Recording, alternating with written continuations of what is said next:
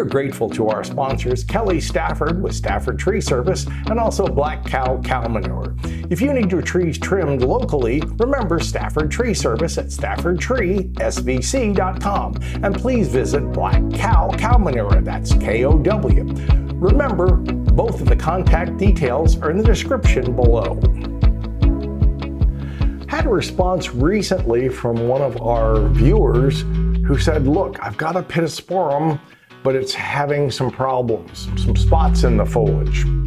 Now, typically this variegated Pittosporum is one of those kill me if you can type plants. It's a toughie, but occasionally they can get some fungus spotting in the foliage. And if you get that, you can pick up a general fungicide from any nursery or get a certified pest control operator.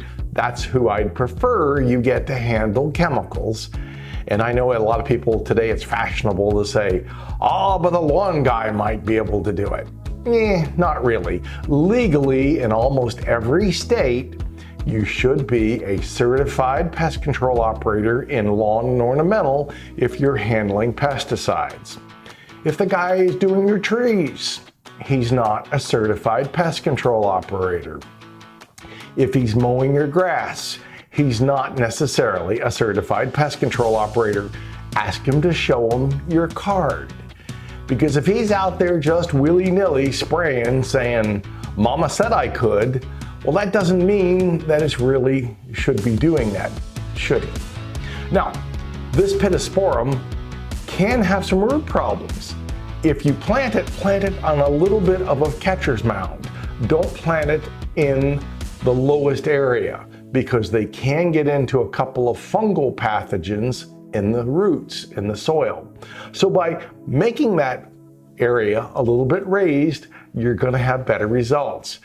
Add the Kow Cow Manure, add peat moss, raise that soil, maybe add some sand if you're worried about drainage.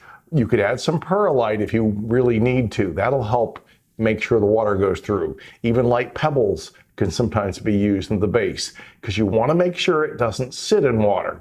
And I know in many areas you go, well, it's dry. Well, it's dry until it's not. When the rainy season comes, and that's when you'll find where the wet areas are. Now, pits were real common I guess, 50s and 60s, they were used all the time, 70s, still a plant that's used as a filler plant. They can get to about 10 to 15 feet.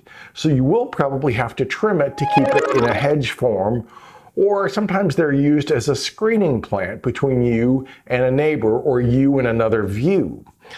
When I was in Holland many years ago, I was doing some shows with PBS. They have a great big one that's about 15 feet tall inside a greenhouse. And they said, look at this. It was originally, found a couple of 100 years ago there. It's one that they were saying I said, well, I've got one in my backyard, or actually my front yard at that time, that was about 15 feet as well and spread about 15 feet. So they do get large, but you can keep it lower. You can keep it more like this. You can keep it in a more rounded or squared shape if you want. So it will tend to take shaping pretty well.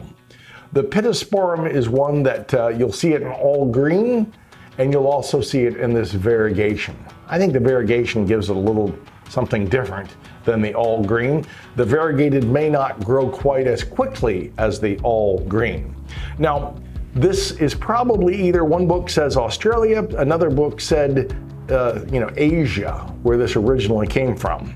I can tell you in Florida, it's probably been here for 100 years.